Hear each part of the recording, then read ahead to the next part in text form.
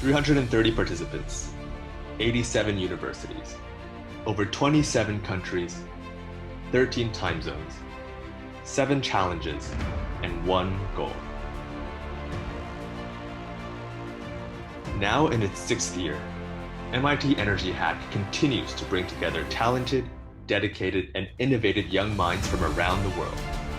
Because even in the midst of a 100-year pandemic, the problems we face don't stop, and neither can we. This year's edition of MIT Energy Hack is our most international yet.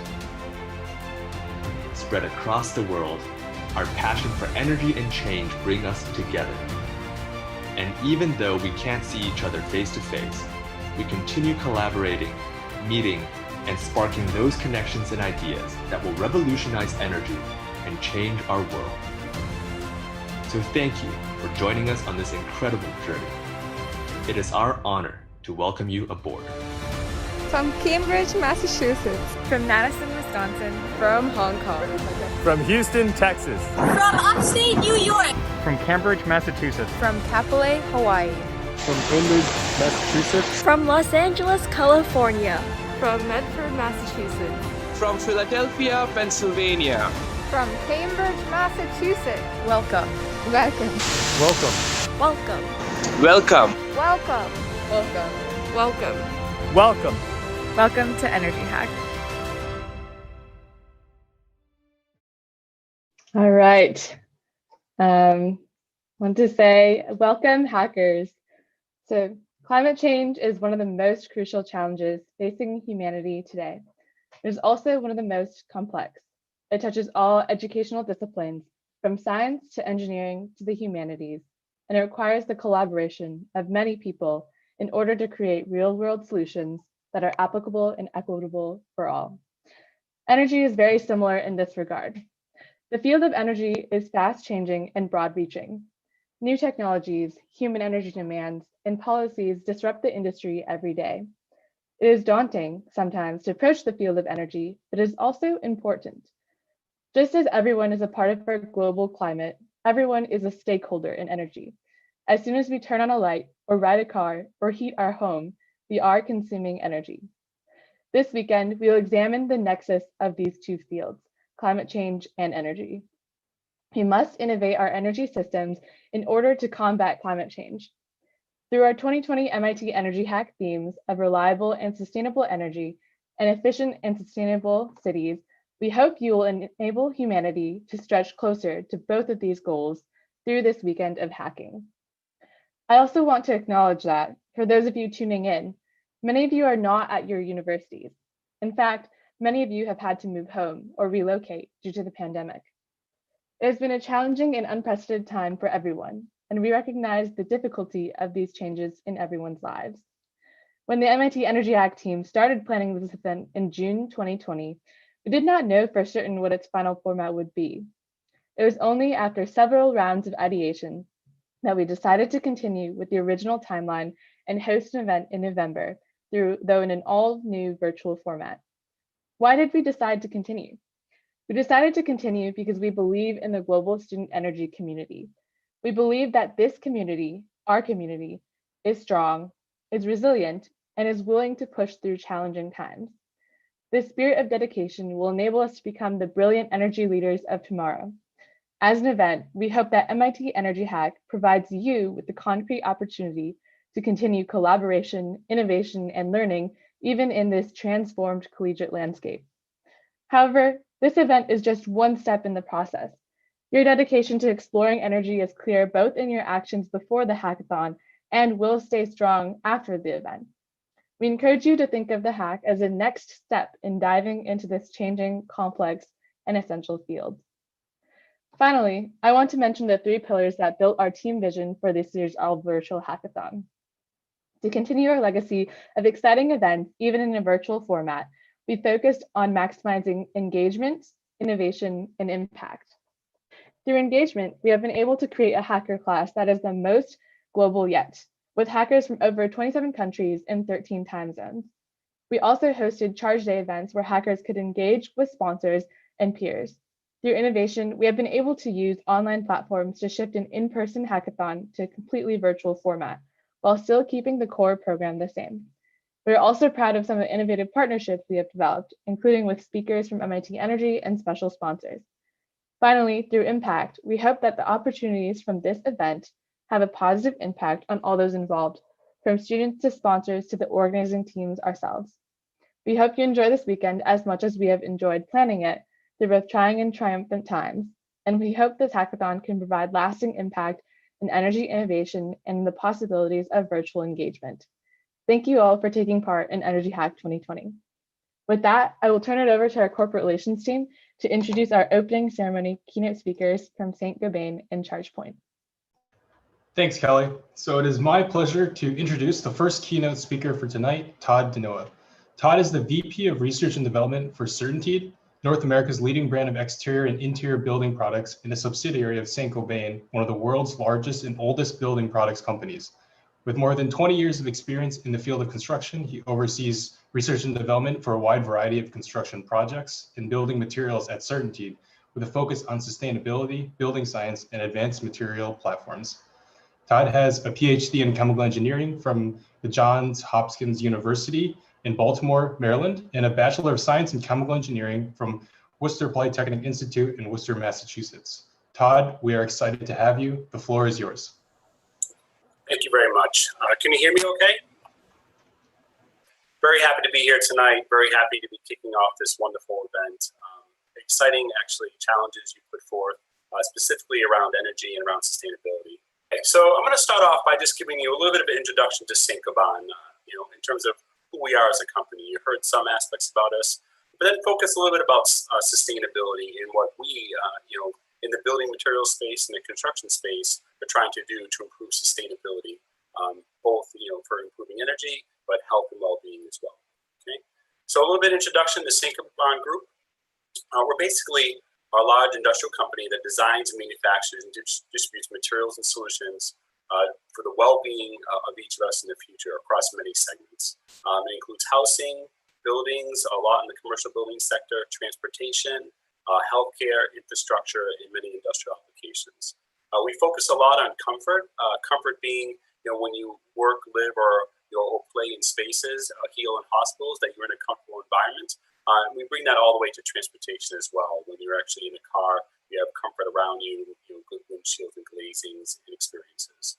It's a lot of what we do in terms of comfort, but also performance. We're a fairly large company. We're one of the top 100 industrial companies in the world, about 43 billion in sales. We actually came into existence 350 years ago. We're probably one of the oldest companies around. And we've actually, because of that, we've innovated ourselves over many centuries. We are considered one of the top 100 most innovative companies by Thomson Reuters for the past 9 years. And recently, we've made a commitment as a corporation to be carbon neutral by 2050. And I'm going to share a little bit more about this as we go forward. And as I mentioned, we have a strong business portfolio in many sectors, but we are a materials company. I think our core expertise is in material sciences relative to our different markets, and really looking at products for these different segments from the material science perspective. And with material sciences comes processing as well. So we're really deep in our process knowledge on how to make these materials into unique products. And a little bit about ourselves in North America in research and development. I'm located in North America in Northborough, Mass, about an hour outside of Boston, about an hour away from MIT. We're one of 8 multinational or multi-business research centers. We're about 400 people strong at the St. Gobain Research North America R&D Center. We focus on materials that range from polymers to ceramics to abrasives and to construction products. Okay. As mentioned, we're 1 in 8, a little over 300, actually to 400 researchers now. We have disciplines that span over 35 fields, very diverse in nationalities, and we are heavy into working on inventions and granting patents, actually. So right up your alley from a research perspective. And as I mentioned, we feel strongly about sustainability. We feel strongly about having an impact on reducing the carbon footprint of not only our own corporation, but of the world, okay? We recently were nominated or basically told to be the number 20th company, most sustainable companies in the world by Wall Street Journal. And if you see some of the actions we're taking relative to looking at how we design products and materials, how we look to remove carbon from our own materials and processes, how we work relative to the impact on transportation, we work with suppliers, we work on energy efficient processes, and we actually are switching many of our energy sources to less carbon intensive energy, wind farms, for example, solar is another. Okay, so we do actions across a number of areas. And we feel this holistic approach is needed if we're going to be able to make the reductions we're targeting by 2050 to be carbon neutral. Okay, we'll move this down. Over the past 9 years, we've achieved a 14.5% reduction in CO2 emissions.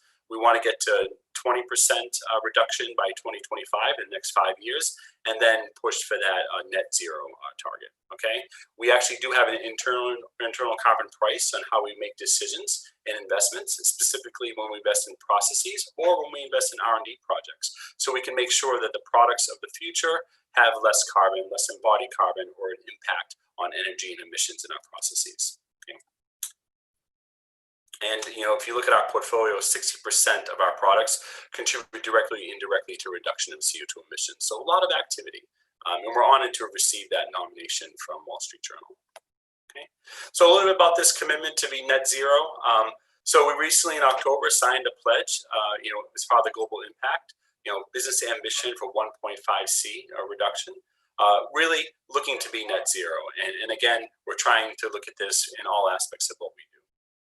And I want to spend a little bit of time talking about the building sector. Okay, so many of our products go into buildings. One of your challenges on sustainable cities. Part of what we do is look at how do we improve the carbon footprint or reduce the CO2 emissions for our customers or for the buildings community in general. Okay, embodied carbon is the sum of all greenhouse gas emissions, mainly carbon dioxide, that result from mining materials, harvesting, processing into products, manufacturing, transporting to job sites, and installing them in building materials. So when you look at the carbon footprint or the embodied carbon of a building, you're looking to about 11% of the global CO2 emissions, by sector when you think about the building industry, the industrial industry, and the transportation industry. Buildings in themselves, it's about 40% of the global CO2 impact. Okay, it's really high. It's the largest segment. People look to transportation quite a bit, reducing miles per gallon, EV cars, etc. But when you look at buildings, it's almost twice that in terms of the CO2 emissions. Okay, so it's an important industry. It's an important area to have an impact. People often look to operations. So how do I reduce the CO2 emissions, the energy input, the waste when I operate a building? But you also have to consider what are you doing at the materials level, in terms of the choices you make for products and the construction process itself. Okay, so right now you have this 28% to 11% ratio. If we did nothing, business as usual, we will reduce operational carbon. We have a lot of activities to do that, and then you will see that embodied carbon would make a significant portion, up to 50% by that time. So it's an important subject to work on. Right. And you can do this through many ways. A couple of material innovations that we work on is cool roof technology. When you look at an asphalt shingle for a home, many people, when you drive around your neighborhood, you see dark shingles. Okay, through material innovation, you can see we have colored granules here. These colors don't look that different, but they are especially pigmented with reflective pigments to essentially boost the solar reflectivity of these shingles, and they can achieve over 20, 25, even up to 40% of solar reflectivity, in dark colors actually, which is quite amazing. So when you install these in California or in the southern belt of the US, it has a pretty dramatic impact on the energy cost for cooling on homes. Okay, this is some technology that's growing in states like California.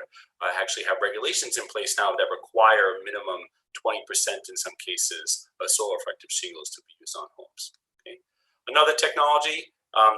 We all see, window shades or tinting windows can help in terms of the reduction of solar energy into buildings. We sell technology, it's called Electrochromic Glazing, which uses lithium-ion transport across thin films on a window to basically tint on demand. As the sun hits a certain spot, it'll tint that spot. which provides the energy impact for the building and operations, and allows you to maintain visualization to the outdoors. And it's really dynamic. It'll follow the sun actually. So cool technology, and these are technologies that we work on to improve our customers' energy profile and emissions, in buildings themselves. But when you step back and you say, okay, so what are we doing at the materials level? There are a lot of high impact materials, and many of you already know this. Concrete, for example, high cementitious content, highest CO2 impact. Steel, wood, insulation, carpet, gypsum, all these are energy intensive in many regards in terms of processing. So they take a high energy footprint, high CO2 emissions to make these products. So what can we do to improve our materials and product design? What can we do to improve our processes? And then in the end, what can we do to improve the building design? So how do we design buildings that maybe use hybrid materials or less materials in some aspects? And that brings me to the discussion of a circular construction economy, okay? Fairly simple concept. Really, when you think about a product in its life cycle, you extract raw materials, you do production, you distribute, those go to retail, they go to some user or building in this case. At some point, the building is deconstructed and you have uncycled or unrecyclable waste. So how do we look at each point in this life cycle and return that waste back to use? So basically, go from a take, make, waste system to a circular system that designs out waste, keeps products and materials in use, and regenerates natural systems where possible. There's a very good article, I referenced it here, Creating a Circular Economy for the Construction Industry through Green Building Advisors. So highly recommend it if you're interested in this topic for reading. A couple things they point out. There's a lot we can do on new materials, alternatives and hybrids or improvements, for example, to concrete. You can use less cement and use supplements in some cases. Look at building design, use more natural materials where possible. Look at construction methods. Can I use modular building components that can then be disassembled at the end to reuse? Can I look at how I do my waste management? When you look at waste management in construction, these are two pictures, one from a home, one from a commercial job site in a city. You can see a lot of waste generated, a lot of mixed materials. So how do I improve material separation, and how do I actually recycle these materials back for use? Okay, and then legislation. How do we aid in the adoption of innovation in these areas actually? Okay. And that brings me to this, I think this is my final slide. From my perspective, when you look at sustainability, there's a lot of interesting trends and challenges when you think about materials and processing, okay? Even taking a building material and making it lightweight has dramatic impact on its sustainability profile. You use less materials, so less materials processed. Use less energy in many regards. Simply by lightweighting a material, you can use a lot less energy to dry in some cases. Less fuel and emissions from transportation. I'm not trucking in as much raw material. I'm not trucking out and using high fuel content to distribute heavy materials or finished goods into the supply chain. I'm improving job site efficiency for workers with lightweight materials. It's improving their productivity. And then I can look at generating less waste streams as well, because I'm not putting a lot of material streams in. And essentially, I lower my waste in my factories, okay? So even as something as simple as lightweighting can have a dramatic impact. Renewable materials and the use of renewable materials is growing. Waste recovery, you can see a nice picture here of some companies that are doing a great job recycling materials and separating those materials on the job site. This is a picture of asphalt shingles, which is often ground into pellets. They can use in road and paving construction and for other applications. This is recycled gypsum board, actually, crushed gypsum board, which can be recycled back into gypsum boards themselves, which we do in our current processes. This is recycled glass, actually, glass cullet. In our insulation systems, fiberglass insulation, actually, we do about 20 to 40% of recycled content in the US, but we're up to 80% now in Canada, for example. So how do I actually take both pre-consumer and post-consumer glass cullet and put it back into my process? A lot of opportunities, but a lot of challenges in terms of movement of material, processing these materials, providing aids to make sure I can work these into good products, actually. Okay? But a lot of opportunity. Okay? So, I really commend you for doing this hackathon and focusing on sustainability, both from energy perspective and from a city's perspective, okay? I think what we need is to identify creative ways to approach these challenges. what are new ways to do things? How do I get new data to make good decisions? One of the challenges that we have for you is how to actually look at disassembling buildings and materials for recycle reuse and basically changing the CO2 emissions or CO2 impact from those products and from buildings themselves. So I hope it's a good challenge, and I hope you enjoy it, actually. Okay. So that's all I had. I think I went a little bit fast there, but I'd be happy to take any questions if anyone has any. Fantastic. Thank you, Todd. So we'll move on to our next keynote speaker. It's now my pleasure to invite our next keynote, the Director of Product Management at Chargepoint, Mr. Kevin Doyle, who is not fascinated with electric vehicles today, but more EVs mean more increased need to charge them more efficiently. As a technology pioneer of electric vehicles, Chargepoint offers solutions for drivers to charge electric vehicles. Kevin manages a global portfolio of products, which allows Chargepoint to integrate its charging solutions into a larger transportation electrification ecosystem. He has taken lead on several initiatives at Chargepoint and has been a key part during the initial years of the company. Kevin holds 2 bachelor's degrees of electrical engineering and computer science and brain and cognitive science from MIT. So please welcome Kevin. I'm very excited to invite Kevin to take the stage. Thanks for the intro. I'm really excited to be here. I actually got my bachelor's at MIT in 1999, and I'm just thrilled to be part of this event. So Chargepoint is the world's largest network of electric vehicle charging stations. We operate in both North America and in Europe. In North America, now we've put in over 115,000 places where you can plug in your electric car. And in Europe, we entered the market a little bit later, but through roaming partnerships, you can now use your Chargepoint account at over 140 places in Europe. We have a very diverse product line of charging station hardware products, as well as management software to manage those charging stations. And we have really awesome apps that drivers can use to find, use, and pay for charging. So I joined Chargepoint in 2012, and the electric vehicle market was very different back then. Many people, I had really interesting conversations with people because you had to explain like, oh yeah, there's actually like a vehicle that you have to plug in and to charge it. And it was just a foreign concept to a lot of people.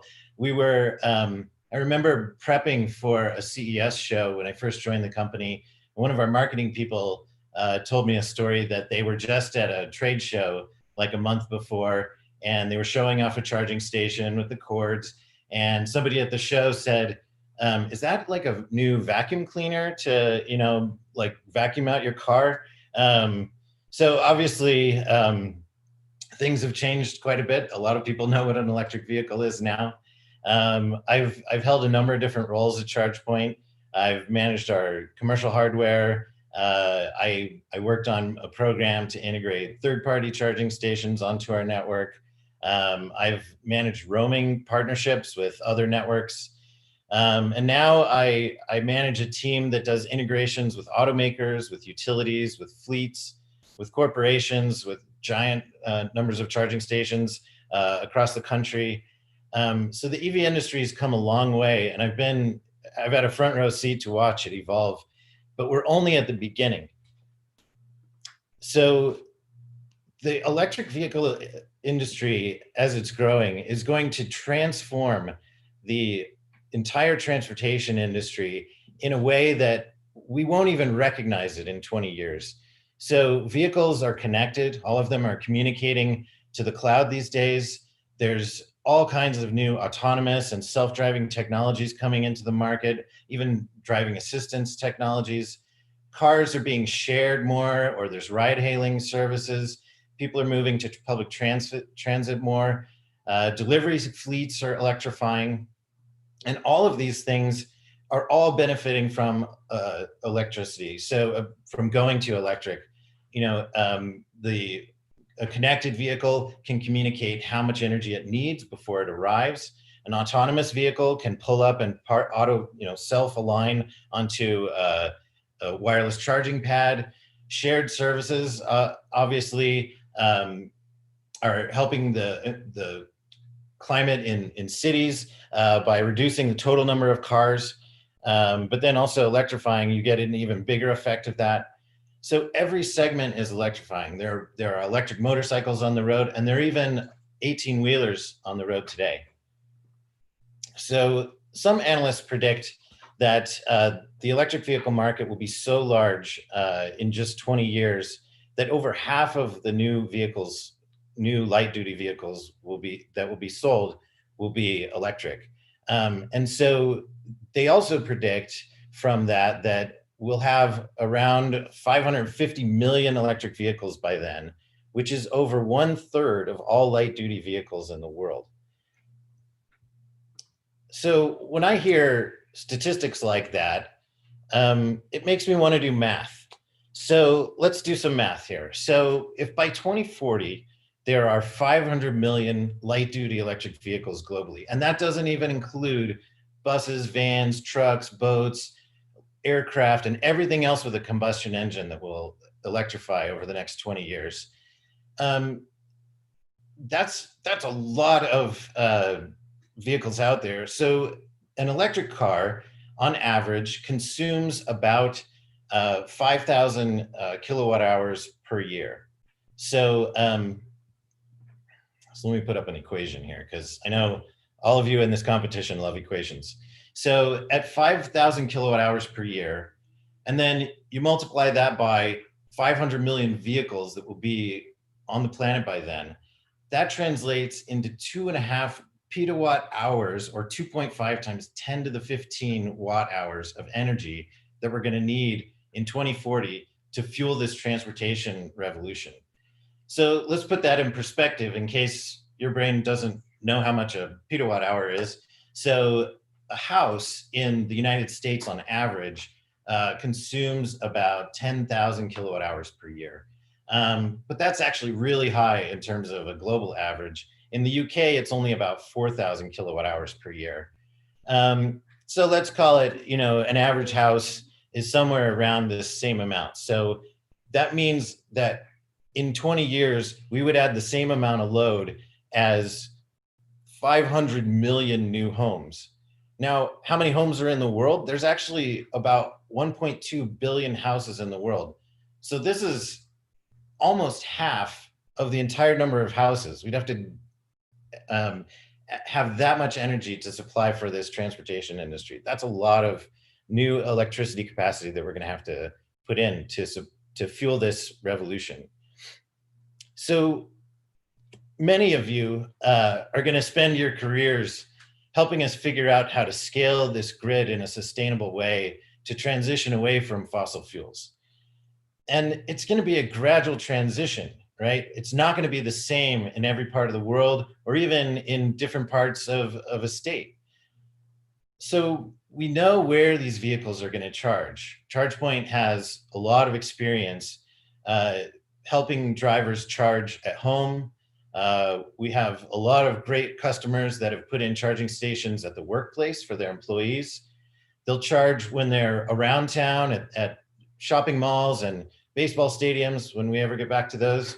They'll charge when they're out of town on the highway or stopping at a hotel.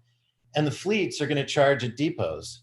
But fleets are not just going to charge at the depot. Fleets are also going to charge when they're out and about. So, one example of that is ChargePoint announced earlier this year that we have a partnership with the National Association of Truck Stop Operators to install over 4,000 stations by 2030 across the United States. Now, each of these different use cases has different dimensions that you need to consider. So how long will a vehicle park there?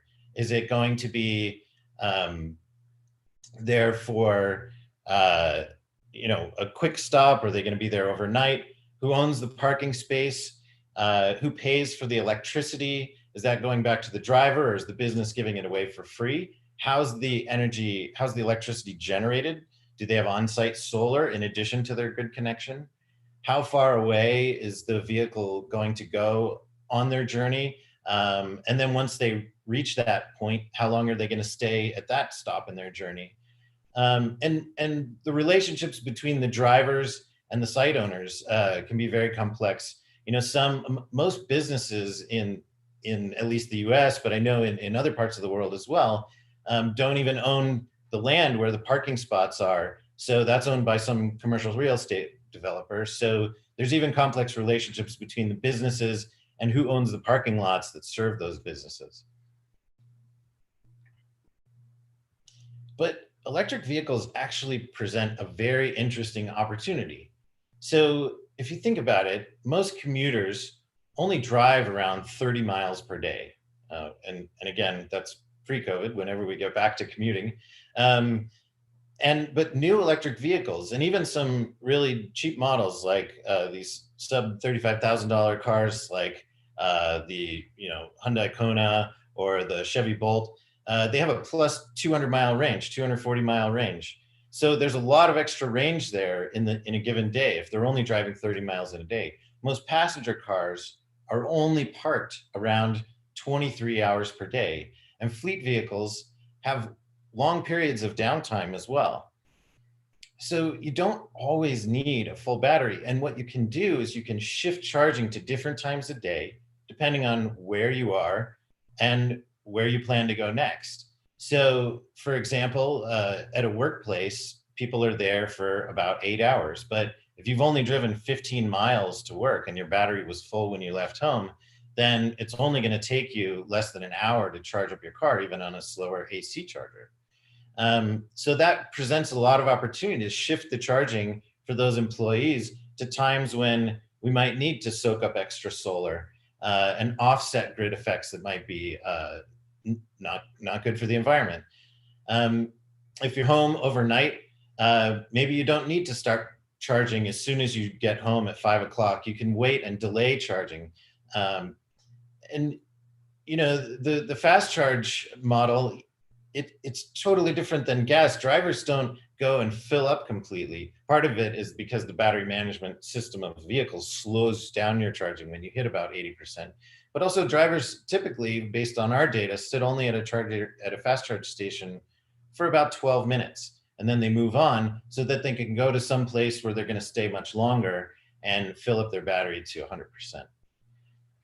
You know, and fleet vehicles also offer really interesting opportunities.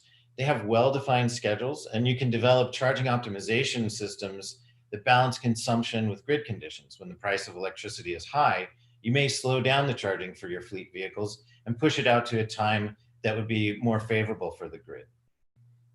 You know, the price of batteries continues to fall, and the second life battery market from batteries that are coming out of vehicles is only going to accelerate that trend, because even a battery that's in an electric vehicle, once it's spent, it's actually still got about 50 to 60% of its capacity.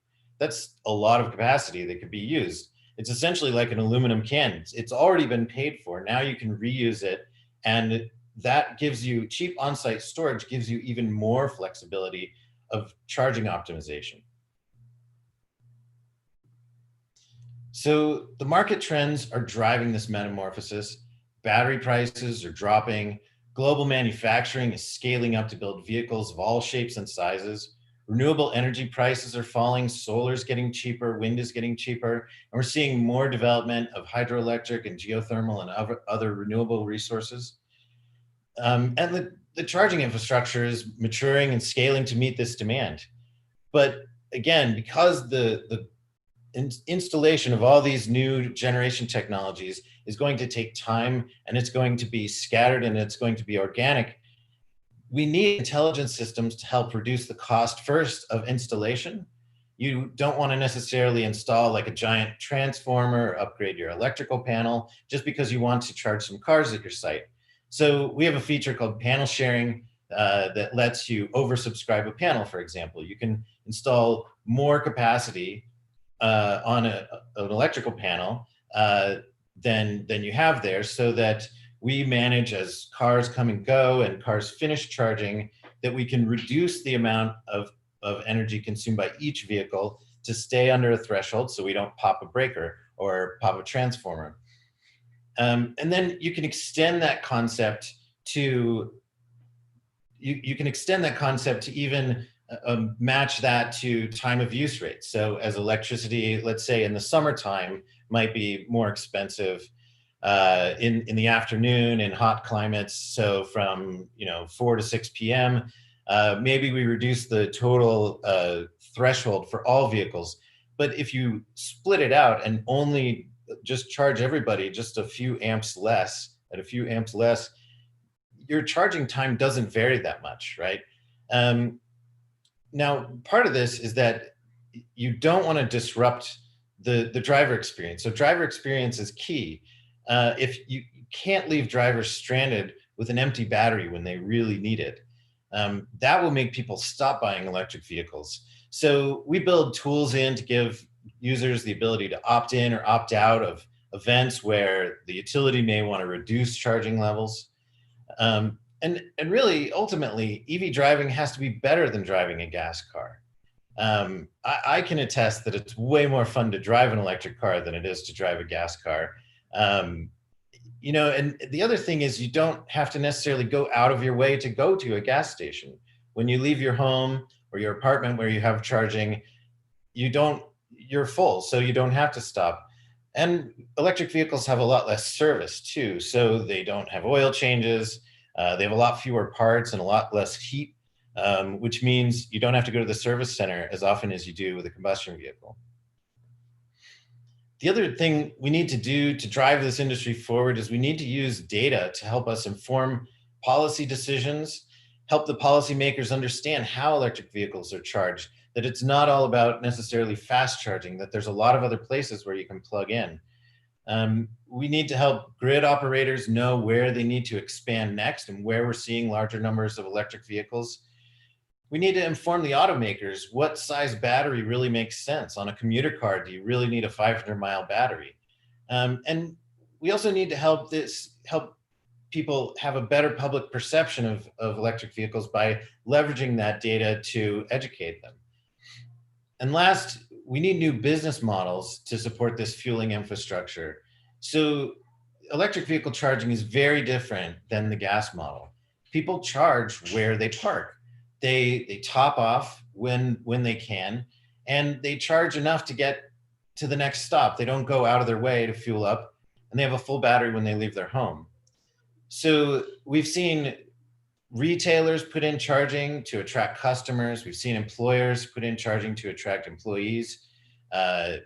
We have great programs for helping apartment complexes put in charging, which was for a while a really difficult problem to solve. These new business models have started to help this industry grow and really push forward the adoption of electric vehicles across this entire space. So Chargepoint's thrilled to be a sponsor of this year's MIT Energy Hack because it's these difficult problems that need great thinkers and creative solutions to help ensure that the electric vehicle industry thrives. We can make this sustainable future a reality. Thanks. So I think I may have gone a little bit quick, but if there's any questions, I will stop sharing. Is it in the Q&A? There is a question. So how do you sell retail electricity in regulated markets? So Chargepoint doesn't sell electricity. So we provide the charging stations and we provide a service so that our site hosts can allow consumers to plug in there, and we let our site hosts set the price. So some charging stations are free. Some of them charge by time. In cases, so in about 35 states in the US, you're now allowed to resell electricity as a fuel even if you're not a utility. In the other states, they don't let you do that. So what that means is in those 35 states, you can price per kilowatt hour. In the other states, they just price per time, and we don't allow them to price per kilowatt hour. The same is true in Canada right now as well. They don't allow that type of pricing. And in the unregulated markets in Europe, there are all kinds of different rules as well. And so because we have a flexible pricing system, it gives our site hosts the ability to price it how it makes sense in their jurisdiction. So truck drivers having a large amount of downtime. So yeah, I mean, downtime could be when they're at a yard loading and unloading the truck. So we're seeing some truck operators starting to put charging stations in the loading area. We're also seeing, at times when they would stop at a time where they would, when they're stopping in between trips. But yeah, the charging stations that we plan to put at these big truck stops, they will be very high-powered chargers, so they will be able to charge a truck in a reasonable amount of time. And the other thing you can do is, because of all the connections to the over-the-air connection to the vehicles, they can plan for this in their scheduling. All right. I think in the interest of time, we will move on, but thank you to both Todd and Kevin for these really interesting and informative talks. If you have any questions for them or their companies, Gobain and Chargepoint, please use the Slack channels throughout the weekend. So we have hashtag Meet Gobain and hashtag Meet Chargepoint. And then to all of our charge sponsors, so Chargepoint, Iberdrola and Avon Grid, Gobain, NextEra, Macquarie Green Investment Group, Chevron, and Sterlite, a tremendous thank you to each of you for proposing a challenge statement this year. We are honored to have many of the most innovative companies in the energy sector represented here at MIT Energy Hack. I also want to express gratitude for the MIT departments who have sponsored our event, for which otherwise this event would not be possible. Thank you to the MIT Department of Chemical Engineering, the MIT Department of Physics, and the MIT Environmental Solutions Initiative. Finally, I want to mention our special partnership this year with the Rotary Club of Mayfair in the UK. Some of you may have been notified of Energy Hack through this partnership. To everyone, I encourage you to learn more about this year's sponsors and departments this weekend, including through messaging in the Meet sponsor Slack channels. You'll discover the brilliant work they do in energy. Next, I will explain how the challenge statement process will work. A challenge statement is a specific problem that the sponsor has proposed for you to solve. It may include both technical and business aspects and will require teamwork to create a complete solution. The final outcomes requested will vary from challenge to challenge, but your deliverable for judging will be a 5-minute PowerPoint presentation followed by live Q&A or question and answer on the solution you have developed. This year, we have challenges ranging from business model ideation to carbon footprint analysis to behavioral design. We will reveal the challenge statements through short videos next. Once revealed, you and your team should rank all of these challenges by your preferences, with the one you want to work on the most ranked first, all the way through all 7 challenges. You must submit preferences in the team formation form, which will be released on Slack and on the Hacker portal immediately after the videos are shown. We will assign teams to challenges as close to your top preference as possible and add you to private Slack channels. The full PDF of your statement and any supporting data will then be sent in these private channels at 9 p.m. Eastern today. If you have any questions on this, please message us on the hashtag SOS channel of the Slack. And a note, you are required to submit this form if you want to participate in this hackathon and receive a challenge statement to hack. Now, let's turn to our first video from Chargepoint for challenges. To clarify, Chargepoint has 2 options of a challenge that their teams can choose from to hack, but not 2 separate tracks. Hi, I'm Kevin Doyle, Director of Product Management at Chargepoint, the world's largest network of electric vehicle charging stations. We build charging hardware and great software that are getting all people and goods moving on electricity. I'm excited to be able to present these challenges to you today for the 2020 MIT Energy Hack.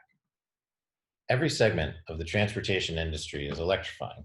This Bloomberg prediction estimates that 60 million EVs will be sold in 2040, which is over half the global light-duty vehicle market, and EVs will be 1/3 of the global car fleet by then. As we think about this future, we need business models and systems now that will enable this transformation. About 80% of all charging for passenger vehicles happens at home or work on slower chargers. On high-power fast chargers, average dwell time is only 12 minutes, and drivers don't fill up because they top off at their destination. Workplace charging attracts employees. Retail charging can increase sales. Highway charging is critical for EV adoption, but it requires significant investment.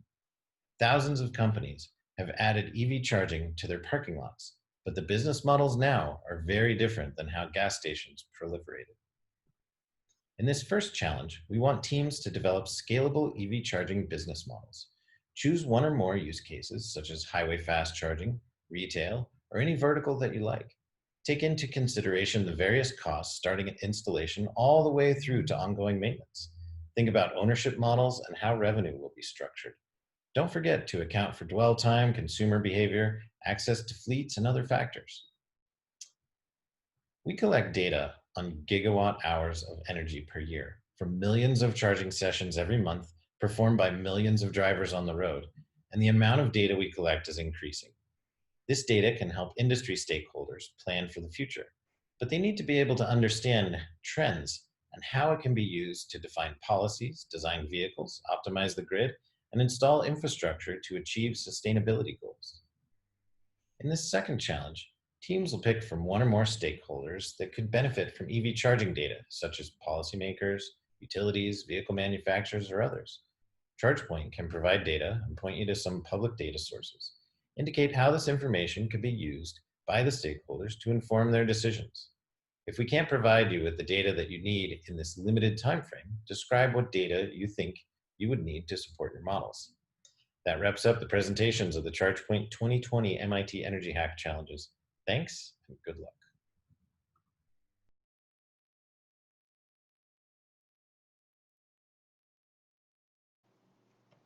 Hello, Energy Hackers. My name is James Rincon.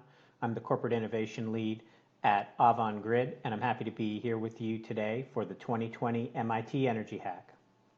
I want to start by talking a little bit about Avon Grid and Iberdrola. Iberdrola is a global leader in renewable energy development and one of the largest electric utilities in the world. Avon Grid is the U.S. component of the Iberdrola Global Group, and we manage 8 electric and gas utilities in the Northeast, in New York, Maine, Connecticut, and Massachusetts.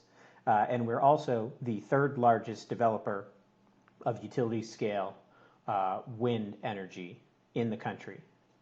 So let's get into the hack. Your challenge is to focus on our New York utilities area and develop a business model for us to utilize the increasing number of distributed energy resources to perform grid services and create value for our utilities as well as the customers. These include rooftop solar, electric vehicles, batteries, AMI smart meters, smart home devices, and all of the digital control technology that pulls those assets together. We believe that these distributed energy resources can serve the grid in many different ways, such as avoiding additional capacity costs, reducing the total electric load necessary to be delivered, avoiding expensive distribution infrastructure updates, and also competing in the wholesale energy market. So it'll require a diverse team to pull together the analytical, financial, and business components of this challenge. So we hope you're up to this tall task, and we look forward to seeing your creative and innovative solutions to our question on how to make the distributed green grid of the future come even faster. Looking forward to meet you. Enjoy the hack. Our next challenge statement video will be from Gobain. Hi, my name is Anton Cottrell, and I'm an MIT alum from the Department of Chemical Engineering. I got my PhD in 2018, and afterwards I joined Gobain Research North America. So this year, we're very excited to sponsor the MIT Energy Hackathon, and we think we have a great challenge that you'll all enjoy. So a bit of background on Saint-Gobain. So Saint-Gobain, it's probably the biggest company you've never heard of. Saint-Gobain designs, manufactures, and distributes a wide variety of materials and solutions that are key ingredients in our well-being. Materials can be found in industries from healthcare to industrial applications to a sector of particular relevance to your challenge, which is the construction industry. Saint-Gobain is passionate about sustainability, resource efficiency, and climate change. Saint-Gobain has even signed a pledge committing itself to reach net zero emissions by no later than 2050. So what's the problem? The problem is waste. Waste associated with the construction and destruction of buildings, called C&D waste. In 2017, the US generated 570 million tons of waste from the destruction of buildings. To put that in perspective, is enough to completely cover the island of Manhattan to a depth of 10 meters. So, in order to meet commitments to limit environmental impact, there needs to be a paradigm shift in the construction industry. We need to fundamentally change the construction and destruction process of building. So your challenge, should you choose to accept it, it's to redesign a standard US stick-built house that minimizes waste. Good luck. Our next challenge statement will be from NextEra Energy. Hello, hackers. My name is Jen Schaefer with NextEra Energy. We are excited to be a part of the 2020 MIT Energy Hack. And at this point, you might be wondering who the heck is NextEra Energy anyway? We are the world's #1 producer of wind and solar energy. We operate in 48 US states and Canada, but Florida is our home. In Florida, we do business as Florida Power and Light Company, or FPL, and as Gulf Power, our most recent business acquisition. Our FPL generation fleet totals 27 gigawatts. Included in this are 28 large-scale solar energy centers totaling 1.9 gigawatts of solar generation, making FPL the largest solar producer in the state. The CO2 profile of our FPL-owned generation is 30% cleaner than the national average, and our bills are 30% lower than the rest of the country. But we aren't stopping there. Our team is on track to achieve an aggressive goal, installing 30 million solar panels by 2030. And I'm proud to be part of the FPL development team making that goal a reality. Our challenge for you is all about an individual's carbon footprint and what can be done to help promote and accelerate an individual's effort to reduce carbon in their daily lives. Now, more than ever, consumers are more environmentally conscious, preferring to buy products and services from companies that are more sustainability and promote sustainability in all that they do. Businesses, both large and small, are reporting their successes towards achieving sustainability in their annual sustainability reports, and they're setting actions to be aggressive to meet those goals. But how does an individual or household work towards sustainability themselves? What products, services, and actions can or should they take when considering their own carbon footprint?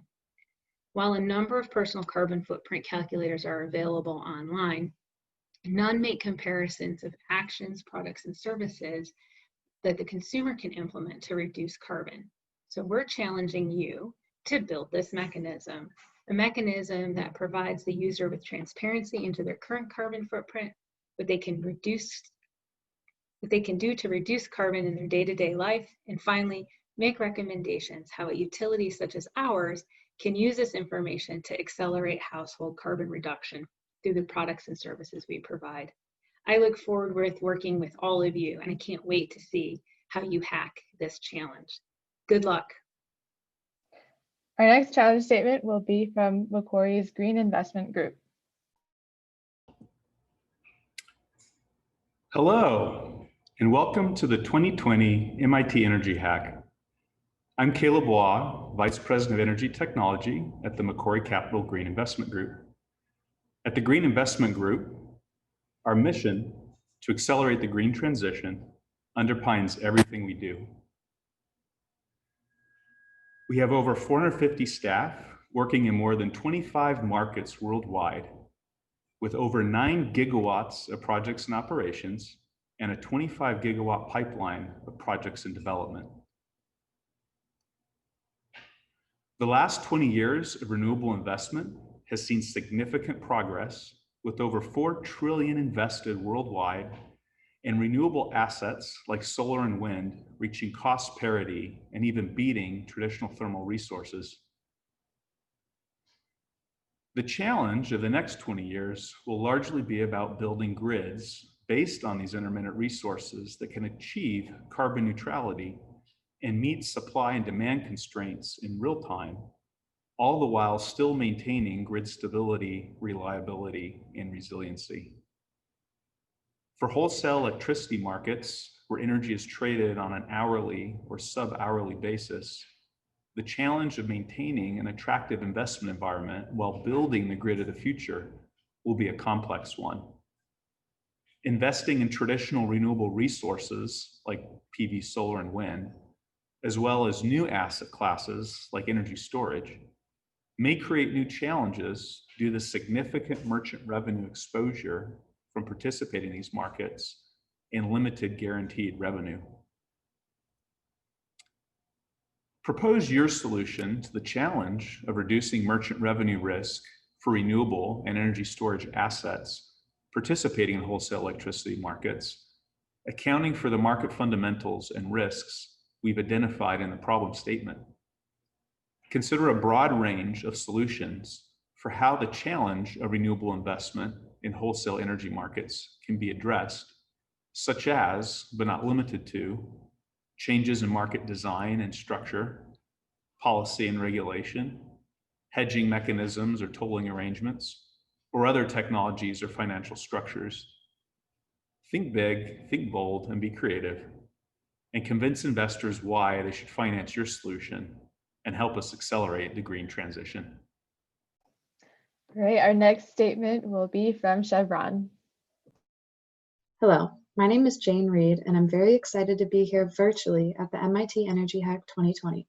Some returning participants may recognize me as last year's managing director of the Energy Hack, so I'm all the more excited to be back representing Chevron at this year's event.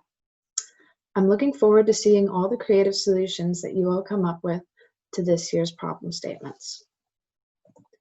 At Chevron, we believe the future of energy is lower carbon, and we believe affordable, reliable, cleaner energy is essential to achieving a more prosperous and sustainable world.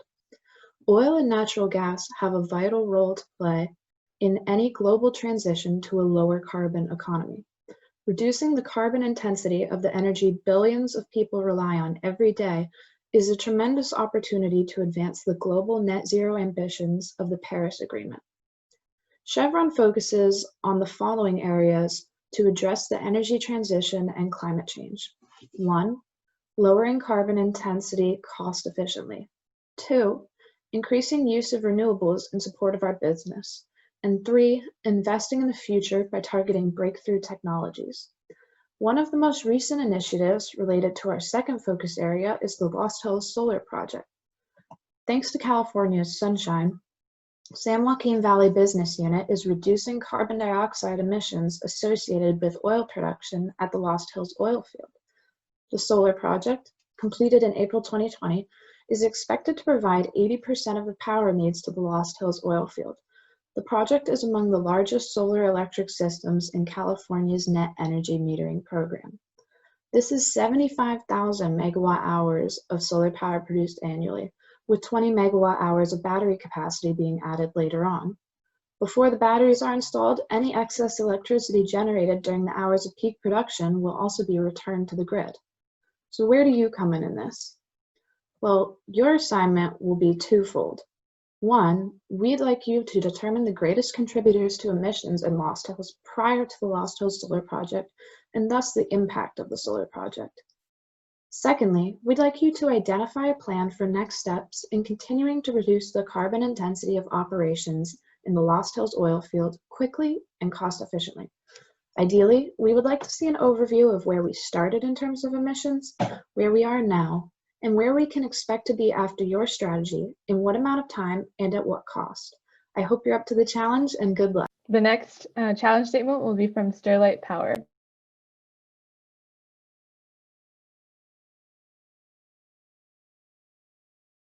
Hi everyone, I'm Vivek Singhal and I'm Senior VP of Quality, Health and Safety in Sterlite Power.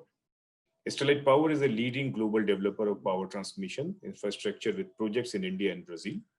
It is the only company in a leadership position in both the countries, which are two of the largest greenfield transmission markets globally. We believe that electricity access transforms societies and delivers a long-lasting social impact. Quality and safety are paramount in the progress of a company. And in Sterlite Power, our philosophy on quality and safety is based on 4 design principles, which are: number 1 is quality and safety are hygiene. It's not negotiable, and we have a zero tolerance around the same.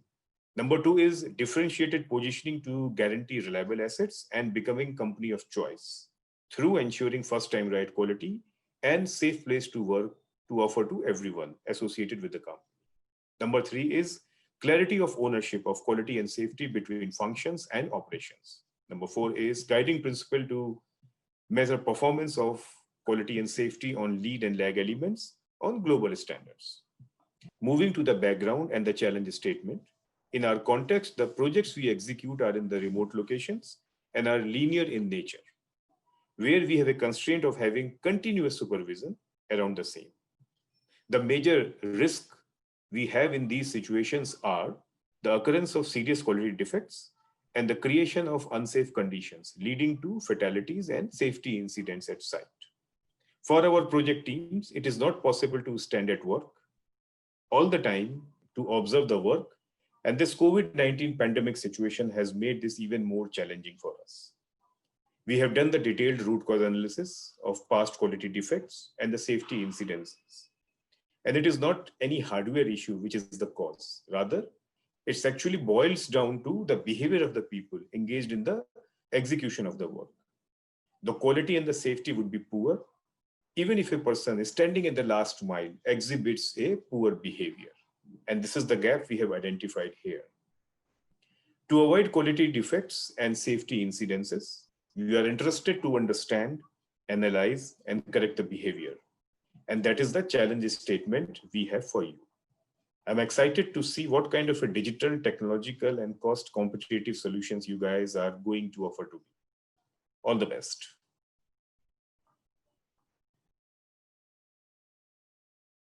All right, thank you so much to the sponsors for sharing their challenge statements. So soon you will be able to list your ranks of these statements from 1 to 7 based on the ones that you would most like to hack in a form. And that also involves finalizing your team members. But we do want to share a bit more about the hackathon just in the meantime. So again, prizes for winning, I guess, the overall hackathon are $2,000 for first place and $1,500 for second place and $1,000 for third place. And these grand prize winners will be chosen from 7 challenge winners, 1 from each track. New this year, we are also introducing themed challenges. These are more casual challenges that are still, the MIT Energy Hack team still thinks is important to recognize teams for having in their solution. And this year we have 3. They are most out of the box, most community-oriented, and best visualization. So you can enter these themed challenges when you're submitting your final challenge presentation on Sunday morning. And you enter these challenges by indicating you're interested and also writing a short description on why you think your solution fits these themed challenges.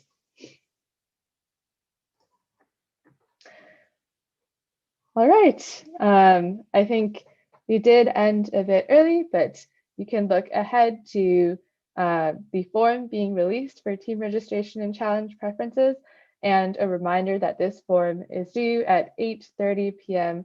Sharp Eastern Standard Time. which is in around an hour and 15 minutes from now. And then the MIT Energy Hack team will work hard to match you with challenges. And then at 9:00 p.m. Eastern Standard Time, team challenge assignments will be released. So at that point, you will know which challenge statement you are hacking for the weekend, and the 36-hour clock begins. So we will be adding people to private Slack channels, as mentioned before, with each statement, and releasing the full statement with PDF details, as well as supporting data for those statements that do have data. So please keep an eye out for that, and that will be your full challenge information for you to work off of. And then just a reminder to please regularly check the Slack workspace and Hacker portal throughout the weekend for updates. We will no longer be sending emails. We will be communicating through the Slack workspace and Hacker portal. With that, I think we can end a bit early. Good luck, hackers, and we look forward to all of the solutions that you'll generate this weekend. And just to answer a question that we've been getting on the Q&A, we will be sharing short descriptions of all challenges and the challenge intro videos with you on Slack after this webinar. So you will have access to that, don't worry.